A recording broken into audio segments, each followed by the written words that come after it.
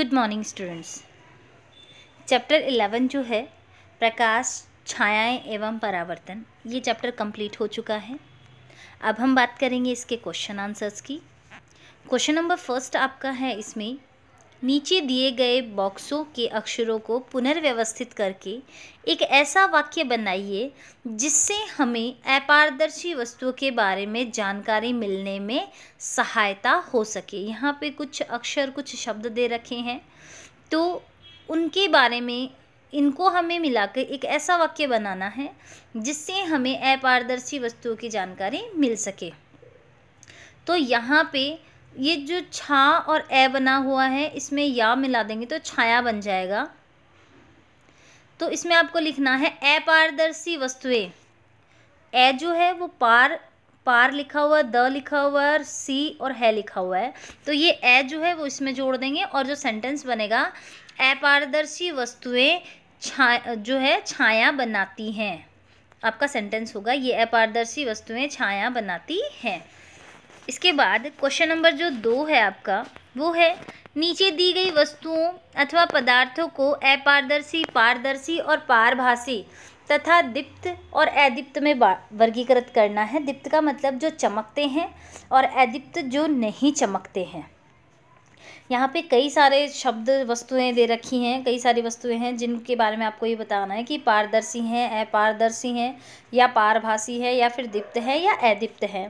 सबसे पहले वायु जो है ये पारदर्शी होती है, जल ये पारभासी होता है, धुंधला धुंधला इसके पार दूसरी तरफ दिखाई देता है। चट्टान का टुकड़ा जो होता है वो अपारदर्शी होता है। एल्युमिनियम शीट है वो जो है ये अपारदर्शी होती है। दर्पण जो है ये अपारदर्शी होता है। लकड़ी का तख्ता अपारदर्शी। पॉलीथीन शीट जो होती है ये पारभासी होती है, धुंधला दिखाई देता है इसके आर पार। सीडी जो होती है वो अपारदर्शी होती है। धुआं जो होता है वो पारभासी होता है, धुएं के आर पार धुंधला धुंधला दिखाई देता है। समतल कांच की जो सीट होती है वो पारदर्शी होती है क्योंकि उसके आर पार हम देख सकते हैं। कोहरा जो होता है वो पारभासी होता है, धुंधला धुंधला दिखाई देता है उसमें। लाल तप्त लोहे का टुकड़ा, अगर हम लाल तप्त लोहे के टुकड़े की बात करें तो ये चमकता है, इसीलिए यह दीप्त है। छाता जो है अपारदर्शी है। प्रकाशमान प्रतिदीप्त नलिका जो है वो दीप्त होती है। दीवार अपारदर्शी होती है। कार्बन पेपर की सीट अपारदर्शी। गैस बर्नर की ज्वाला दीप्त होती है। गत्ते की सीट अपारदर्शी। प्रकाशमान टॉर्च जो होता है वो दीप्त होता है। दीप्त का मतलब जो प्रकाश उत्पन्न करता है। सेलोफोन सीट, तार की जाली, मिट्टी के तेल का स्टोव, सूर्य, जुगनू, चंद्रमा। इनमें से आपको क्या करना है, जो पारदर्शी, आपको 5 कैटेगरी बनानी है।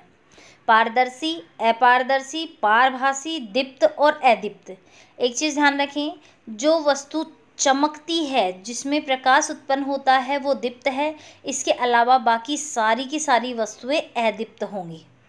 तो 2 कॉलम तो दीप्त और अदीप्त के बन जाएंगे, जिसमें दीप्त में तो जो चमकीली चीज़ें होती हैं, जो प्रकाश उत्पन्न करती हैं, वो दीप्त में आएगा, और जो प्रकाश उत्पन्न नहीं करती वो अदीप्त में होंगी। इसके साथ फिर इनकी 3 कैटेगरी बनानी है आपको। आप 2 टेबल बना लेना, एक दीप्त और अदीप्त की और एक पारदर्शी, अपारदर्शी और पारभासी की। तो इन सारी वस्तुओं को आपको 2 टेबल बना के लिखना है। एक में दीप्त जो चमकती हैं और जो नहीं चमकती। सूर्य जो चमकता है दीप्त होता है। जुगनू चमकता है, ये भी दीप्त है। तो यहाँ पे जो दीप्त चीज़ें हैं, जो प्रकाश उत्पन्न करती हैं, वो दीप्त में, और जो प्रकाश उत्पन्न नहीं करती वो अदीप्त में आएंगी। इसके बाद दूसरी जो टेबल बनाओगे उसमें अपारदर्शी, पारदर्शी और पारभासी लिखोगे। इसके बाद क्वेश्चन नंबर 3 जो है आपका, क्या आप एक ऐसी आकृति बनाने के बारे में सोच सकते हैं जो एक ढंग से रखे जाने पर वृत्ताकार छाया तथा दूसरे ढंग से रखे जाने पर आयताकार छाया बनाए। ऐसी आकृति संभव है जिसमें एक तरफ उसको रखेंगे तो वो वृत्ताकार छाया बनाएगी, और उसको दूसरी तरफ रखेंगे तो वो आयताकार छाया जो है उसको बनाएगी। अब देखिए क्वेश्चन नंबर 4 जो है, किसी अंधेरे कमरे में यदि आप अपने चेहरे के सामने कोई दर्पण रखें तो क्या आप दर्पण में अपना परावर्तन देखेंगे?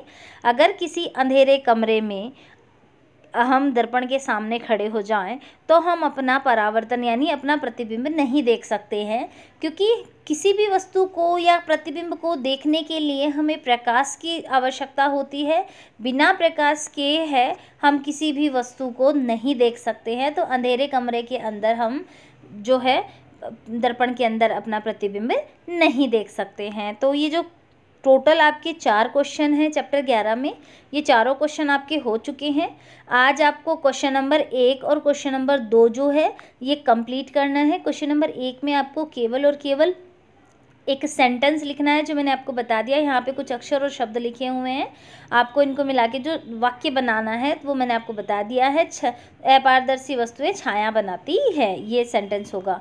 क्वेश्चन नंबर 2 है, इसमें आपको 2 टेबल बनानी है। यहाँ पे जितनी भी चीज़ें दे रखी हैं, वायु, जल, चट्टान का टुकड़ा, एल्यूमिनियम सीट, दर्पण, लकड़ी का तख्ता, पॉलीथीन सीट, सीडी, धुआं, समतल कांच की सीट, कोहरा, लाल तप्त लोहे का टुकड़ा, छाता, प्रकाशमान प्रतिदीप्त नलिका, दीवार, कार्बन पेपर की सीट, गैस बर्नर की ज्वाला, गत्ते की सीट, प्रकाशमान टॉर्च, सेलोफेन सीट, तार की जाली, मिट्टी के तेल का स्टोव, सूर्य, जुगनू और चंद्रमा, ये जितने भी वस्तुएं दे रखी हैं आपको उनको 2 टेबल में बनाना है। एक टेबल में आप दीप्त और अदीप्त के बारे में लिखोगे, इनमें से कुछ दीप्त हैं और बाकी अदीप्त होंगी, और दूसरे टेबल में आप पारदर्शी, अपारदर्शी और पारभासी वस्तुओं के बारे में लिखेंगे। तो आपका जो आज का ये जो चैप्टर है ये कंप्लीट होता है। Thank you.